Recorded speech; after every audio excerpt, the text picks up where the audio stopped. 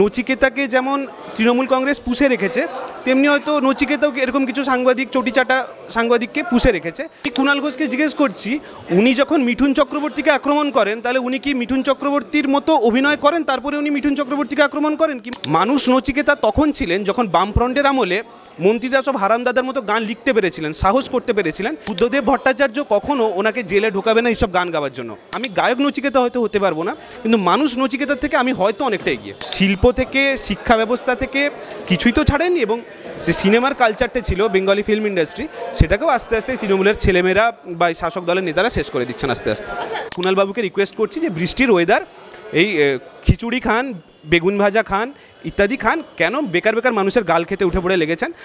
নচিকেতা চক্রবর্তীকে মহানায়ক সম্মান, তারপর আমরা দেখলাম সোশ্যাল মিডিয়ায় তোমার একটি গান, তার গানেরই একেবারে একটি অন্যরূপভাবে আমরা গান দেখলাম।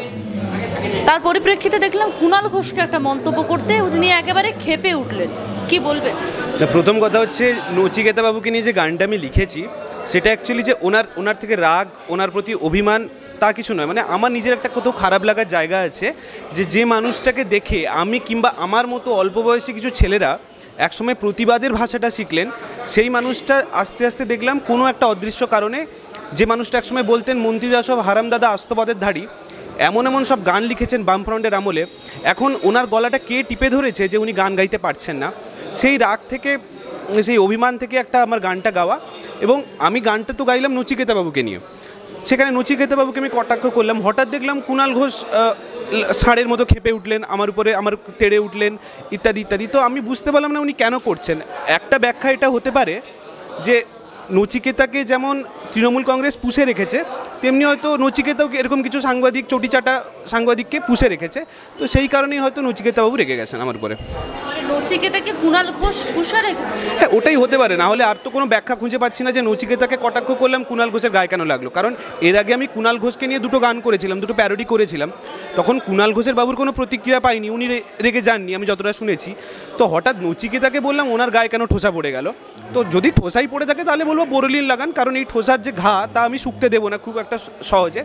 আর উনি যে কটাক্ষ করলেন তার মধ্যে উনি অনেক কিছু আমাকে বললেন, যেমন আমি নাকি ওনার মতো কখনো সুর করতে পারবো না, নচিকেতার মতো সুর করতে পারবো না, 7 জন্ম আমাকে অপেক্ষা করতে হবে ওরকম গান করতে হলে, ওরকম গান লিখতে হলে।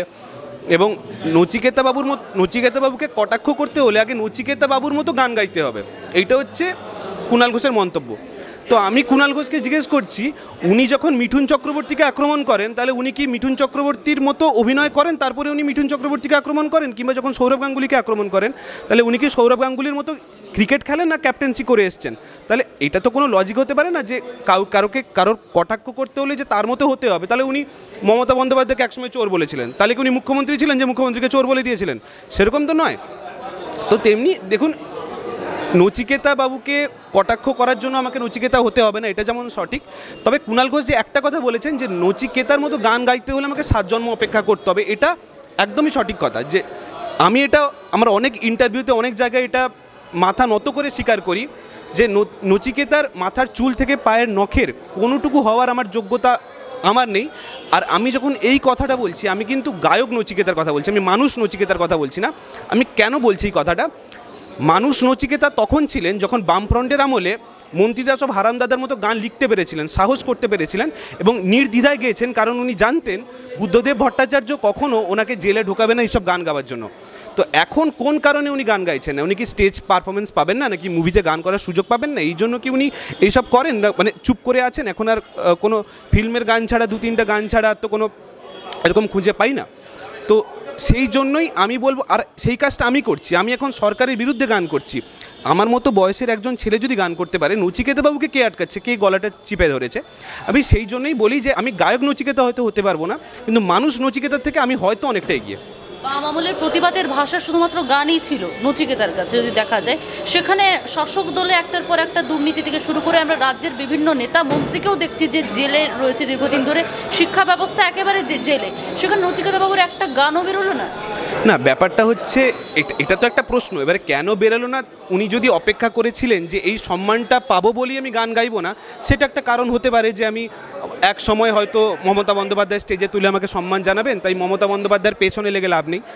কিন্তু বুদ্ধদেব বাবু কিংবা জ্যোতি বসুরা তো ওইরকম সময় এরকম দেখুন তখনকার দিনের বাংলা সিনেমায় অনেক ডিরেক্টর ছিলেন, অনেক সিঙ্গার ছিলেন যাদেরকে গভর্নমেন্ট অফ ওয়েস্ট বেঙ্গলরা ফান্ড করতো তোমাদের সিনেমা করে। যেমন আমি একটা এক্সাম্পল দিচ্ছি, হীরক রাজার দেশে বলে একটা সিনেমা, সত্যজিৎ রায়ের সিনেমা, তখন বামফ্রন্টের সরকাররা ফান্ড করেছিল একটা সরকার বিরোধী সিনেমা তৈরি করার জন্য, সরকার ফান্ড করছে। বাংলা সিনেমার কালচার, ইন্ডাস্ট্রির কালচার তখন এমন ছিল। আর এখনকার দিনের ইন্ডাস্ট্রির কালচার দেখুন, কয়েকটা ওই চটি চাটা কিছু অভিনেতা অভিনেত্রীদের 21শে জুলাইয়ের মঞ্চে তুলে আনবেন মমতা বন্দ্যোপাধ্যায়, নিজের একটু অরাটা দেখাবেন যে আমার কত লোক আমাকে ভালোবাসে, দেখো কত আমার সমর্থন আছে, তাই হয়তো নচিকেতা এইসব করেন। কয়েকদিন আগে ইন্ডাস্ট্রি একদম আমরা দেখছিলাম বন্ধ পর্যন্ত হয়ে গিয়েছিল, সেখানে গিয়ে একেবারে মুখ্যমন্ত্রী মমতা বন্দ্যোপাধ্যায়কে হস্তক্ষেপ করতে হলো, তারপর আমরা টলিপাড়া দেখলাম পুরনো রূপে ফিরলো। এটা তো অনেক বছর ধরে হয়ে আসছে। দেখুন এই যারা এই পরিচালকরা বয়কট করেছিলেন, এই স্বরূপ বিশ্বাসের তো মানে মাথায় তো উঠিয়েছিলেন এই রাজ চক্রবর্তী, এই সৃজিত মুখার্জিরা। আজকে যখন মাথায় জলটা একদম মাথার উপরে চলে এসছে, তখন বাধ্য হয়ে এখন বয়কট করতে হচ্ছে। এটা যদি আজকে কিছু বছর আগে করতেন, এবং দেখুন আরেকটা কথা হচ্ছে এই ইন্ডাস্ট্রির যে ব্যাপারটা, সেখানে একজন মুখ্যমন্ত্রীকে কেন হস্তক্ষেপ করতে হবে? আমরা বামফ্রন্ট আমলে এইটা কবে দেখেছি বুদ্ধদেব ভট্টাচার্যকে এইসব ইন্ডাস্ট্রির ব্যাপারে মাথা ঘামাতে হয়েছে? তো আমাদের শিল্প থেকে, শিক্ষা ব্যবস্থা থেকে কিছুই তো ছাড়েনি, এবং যে সিনেমার কালচারটা ছিল বেঙ্গলি ফিল্ম ইন্ডাস্ট্রি, সেটাকেও আস্তে আস্তে তৃণমূলের ছেলেমেয়েরা বা শাসক দলের নেতারা শেষ করে দিচ্ছেন আস্তে আস্তে। আচ্ছা, নচিকেতা বাবুর প্রসঙ্গে আবার যাচ্ছি। কুণাল ঘোষের যে মন্তব্য, তোমার গানে প্রতিবাদ করা হচ্ছে, একসময় নচিকেতার গানের মাধ্যমে প্রতিবাদ হয়েছে, এখন যদি সেই প্রতিবাদ তোমার গানের মাধ্যমে হয়, তাহলে সেখানে ক্ষতি কি, অন্যায়টা? না, আমি তো বলছি, আমি তো আমার গান আমি করছি, তাহলে তুমি প্রশ্নটা এটাই করছো যে আমি গান করছি তাতে কুণাল ঘোষের কি সমস্যা?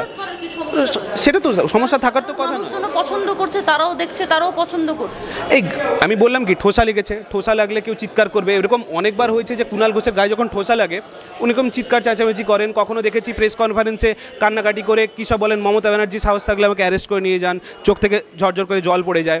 এইসব কুণাল ঘোষকে দেখে তো আর আমরা এইসব, কুণাল ঘোষ মতামত দেবে কি দেবে না, এই গানকে ভালো বলবে না খারাপ বলবে, তাই জন্য তো আমি গান গাই না। আমার মনে হয়েছে এই ব্যাপারটা নিয়ে কথা বলা দরকার।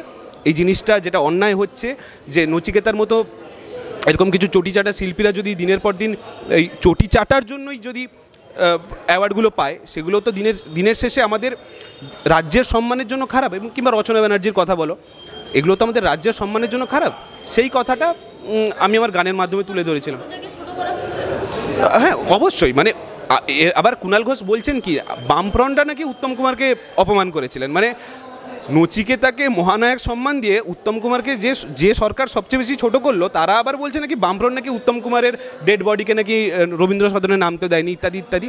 মানে উনার মতো দোকান কাটা মানুষ যে কীভাবে চশমা পরে, আমি তো সেটাই ভাবছি। আরে আমি বলবো ওনাকে, মানে কুণালবাবুকে রিকোয়েস্ট করছি যে বৃষ্টির ওয়েদার, এই খিচুড়ি খান, বেগুন ভাজা খান, ইত্যাদি খান, কেন বেকার মানুষের গাল খেতে উঠে পড়ে লেগেছেন? এইসব না করে এই বয়সে একটু ভালো মন্দ খাওয়া দাওয়ার চেষ্টা করুন, ফেসবুকে গাল খেয়ে লাভ নেই। আচ্ছা, ভবিষ্যতে যদি আবারও এরকম মনে হয়, তো আবার প্রতিবাদের ভাষার কি গানের মাধ্যমে পাওয়া যাবে? হ্যাঁ, পরের বছর যদি কুণাল ঘোষ আবার অ্যাওয়ার্ড পায়, আবার গাইবো।